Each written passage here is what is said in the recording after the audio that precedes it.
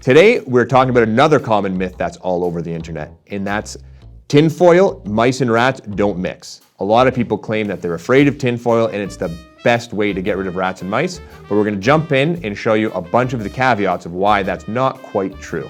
You've seen the other videos where there's a claim that tinfoil is the best way to get rid of rats and mice. Just wrap your pipes up, put it down, rats and mice hate the sound and hate the texture. Today, we're gonna jump in and show you why that's not quite true and how to actually make sure you get rid of a rodent infestation. The first thing we wanna talk about is the myth versus a rodent's teeth. Yes, tinfoil is metal and it is pretty hard. With that being said, both rats and mice are extremely well equipped and they can shred right through this with ease.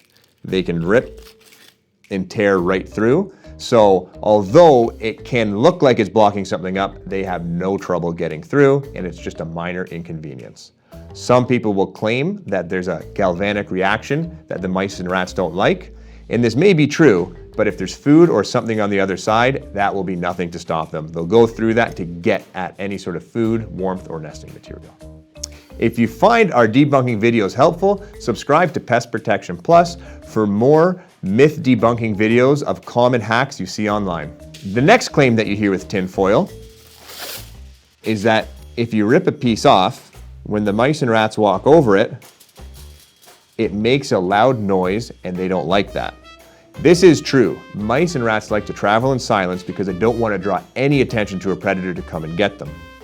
With that being said, if the mice and rats walk across this, make noise, and nothing happens, they adapt extremely quick.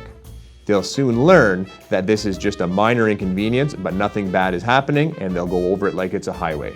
You need to ensure that there is some negative reaction that consistently happens in order to rehabituate them and make sure they are not there. Both rats and mice have extremely strong teeth. They can chew through wood, they can chew through copper. Aluminum foil is like paper to them. It's not a great way to seal them out. If you are looking to block them up, you want to use a very robust material like a thick steel wool or more solid sealing material. If you want to learn more about getting rid of infestations for the long term, check out our video, Why Snap Traps Are Still the Best Do-It-Yourself Pest Control for Getting Rid of Rodent Infestations. Stay tuned, we'll see you next time.